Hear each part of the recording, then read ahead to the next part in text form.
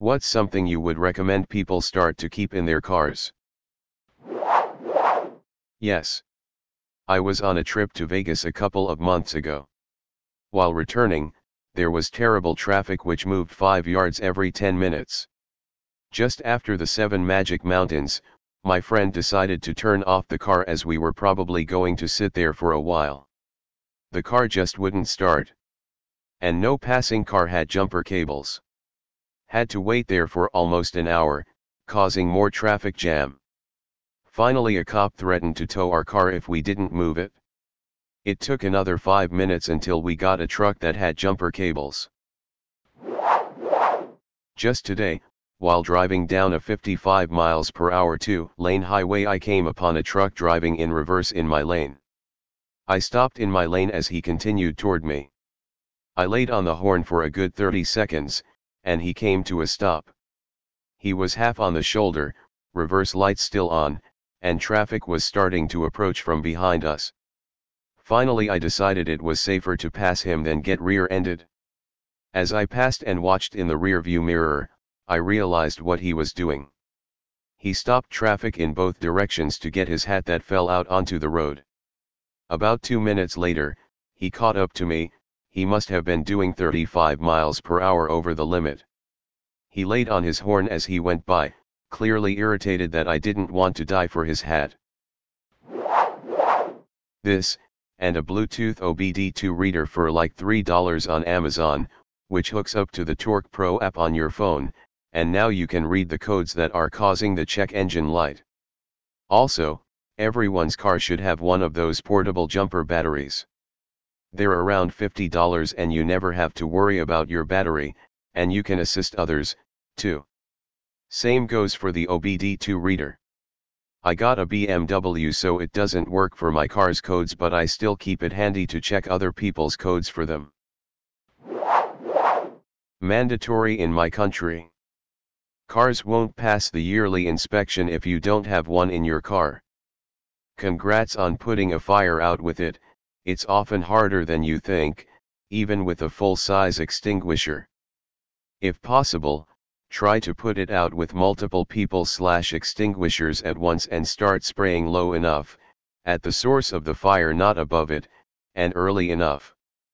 That means in front of the fire and move forward. Do not start in the center of the fire because you won't be able to extinguish it completely and it will flare up again the moment you stop spraying if your extinguisher runs out, which will be much earlier than you'd imagine. A couple road flares or reflective triangles. A car charger that fits your phone. A map of the local area. Sometimes GPS doesn't work.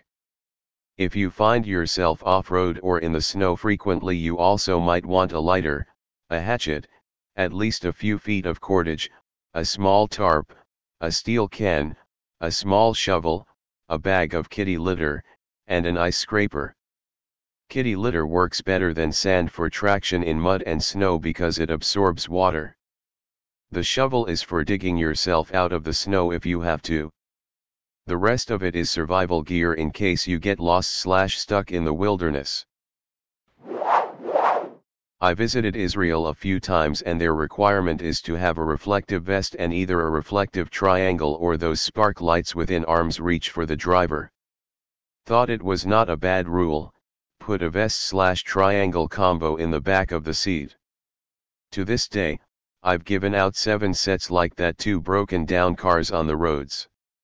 While I have no way of helping them fix the car, at least I help them set up the triangle for safety. None have ever refused to wear a vest when offered. So I just buy a new set after for myself or the next person. Besides the obvious like gas can, jumper cables etc.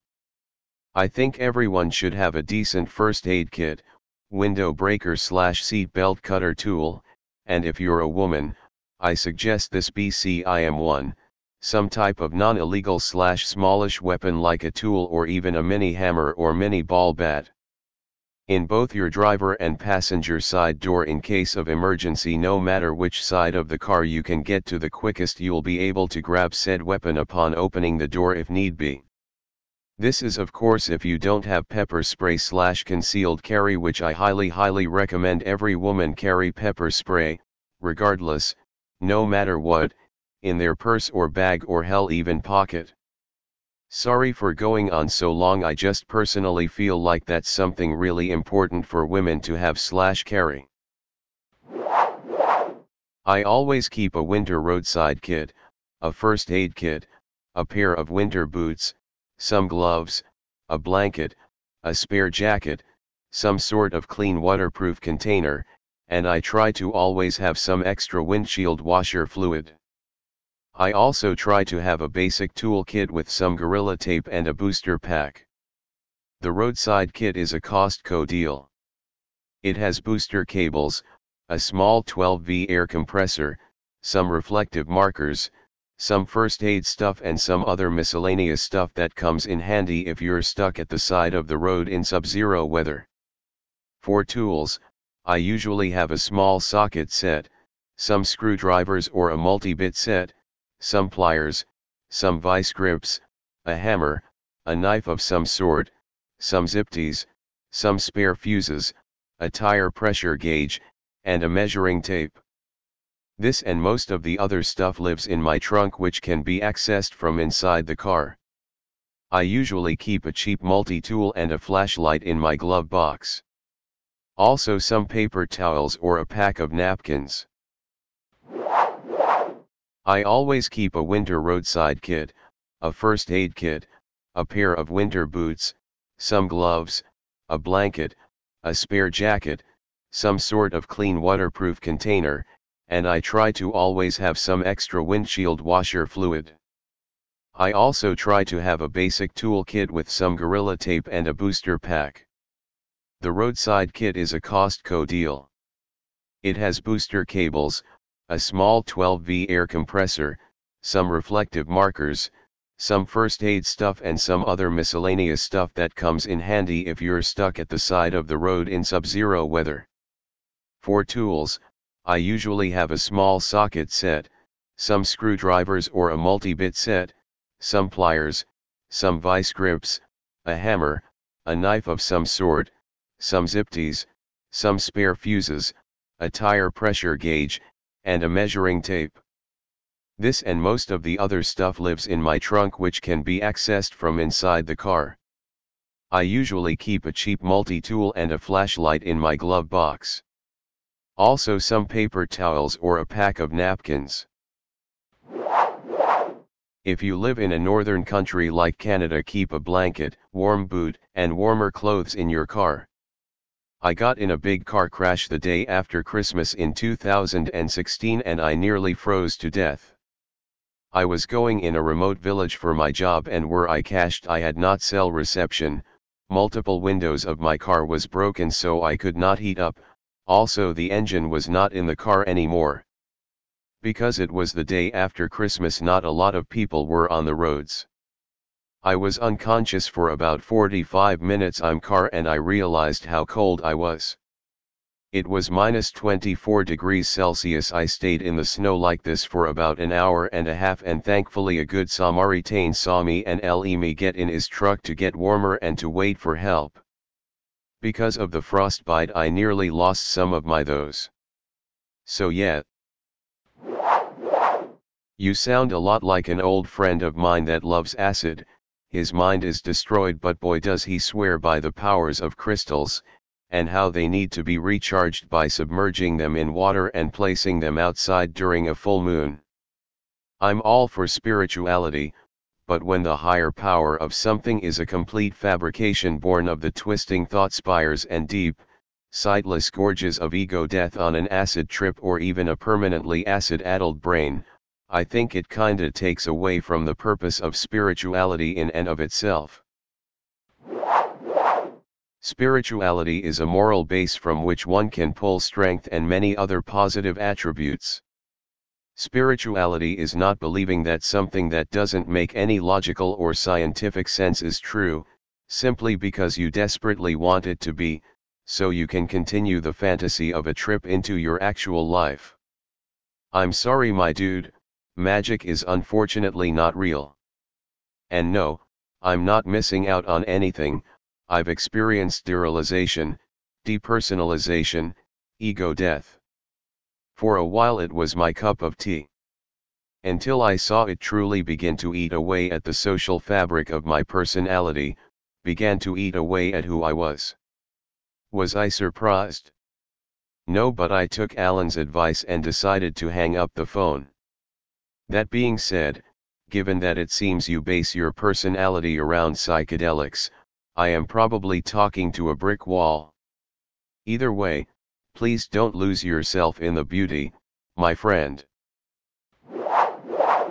A box in the trunk with oil, coolant, wiper fluid, a flashlight, a rag. A spare tire with a tire jack aren't bad ideas either, and some cars may already have that storage built in. Registration and proof of insurance, which you should anyway, tissues, small trash bags, someone might bitch about your driving and pretend to heave or something. Hasn't happened to me, but you can't be too sure.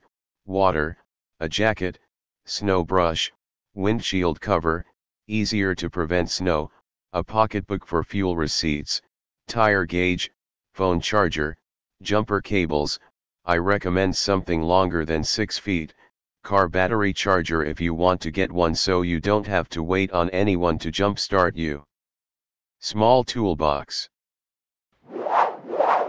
A fire extinguisher, first aid kit, blanket, something to break out the windows, tire pressure gauge, flashlight, hand or foot operated air pump, mechanic gloves.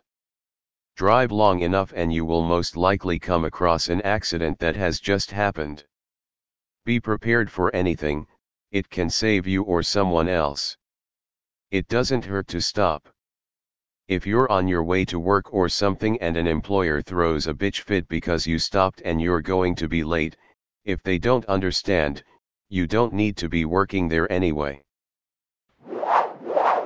I have a car kit with the basics that my mom gave me that has just stayed in the packaging. But a couple weekends ago I was at a small bachelorette party at an Airbnb and a bat flew into the top floor. We used the flashlight and gloves, which were items that were nowhere to be found in the house we were staying at, to use to get the bat out.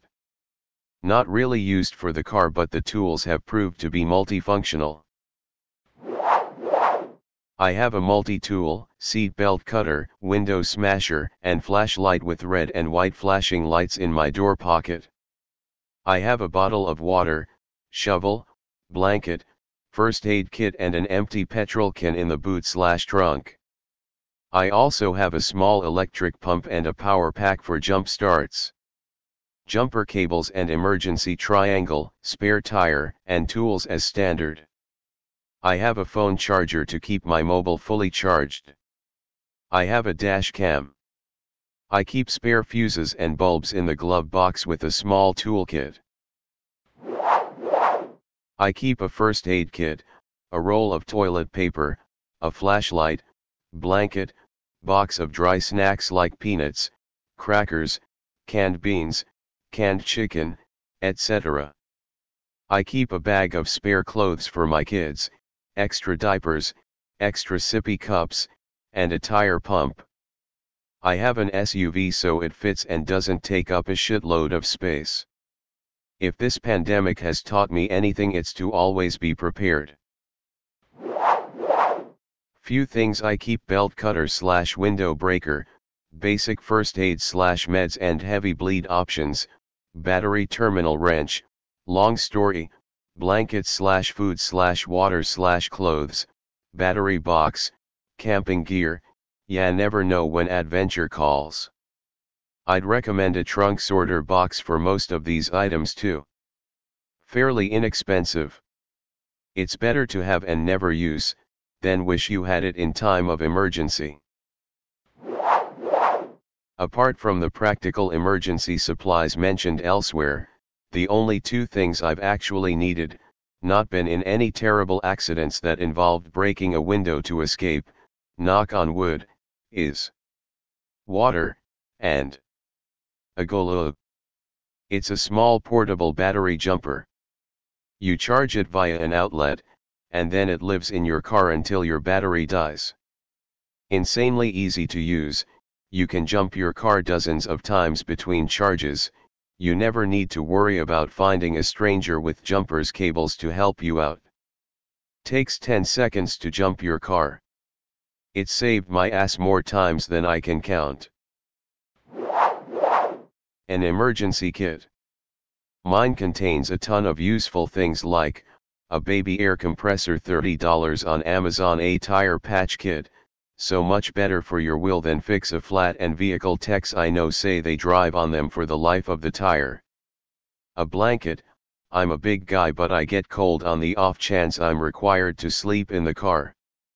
A towel, in case you have to put something, or someone, wet in your car. A first aid kit, keep it simple.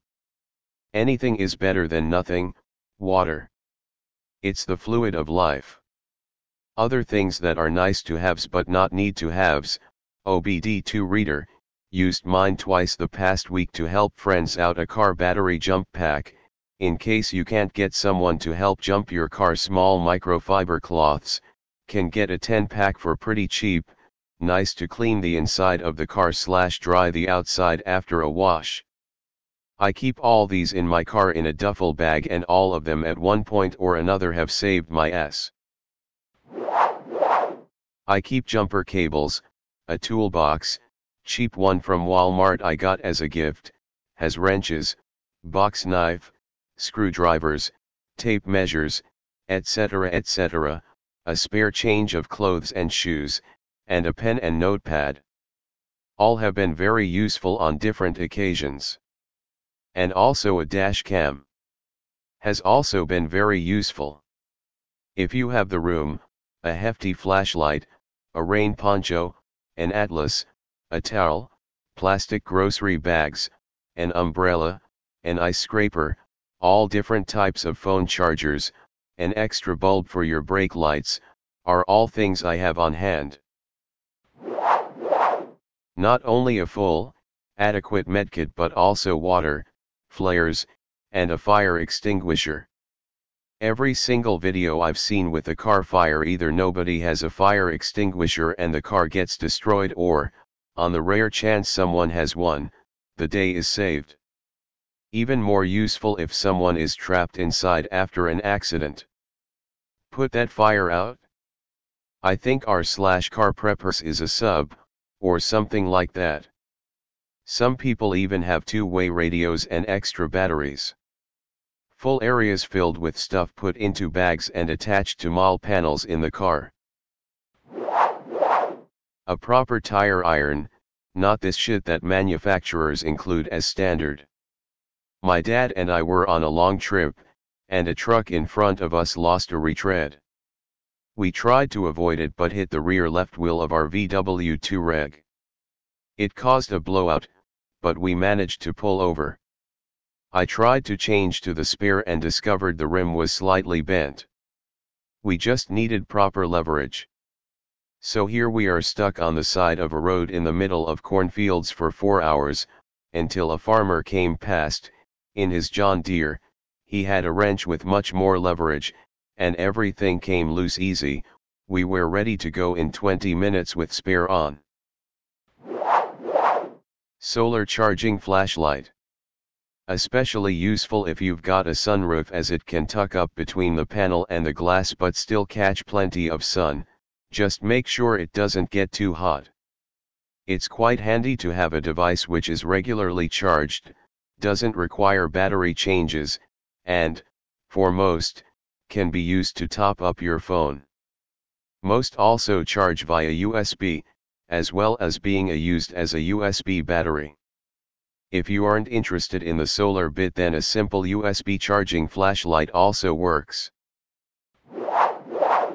I've got a bag in my car with a complete change of clothes, a blanket, basic first aid, some kit I got on Amazon, cold weather stuff, gloves, ice scraper, ice melt, thermal blanket, collapsible shovel, a set of tools for basic car repairs, jumper cables, tire patch kit, air compressor, jack, and a fume res and some water that I change out every few months. Well, that's not all in the bag, but it's all in my trunk. Probably more stuff I can't remember, but that's the general idea of it. Something to have just in case of emergency.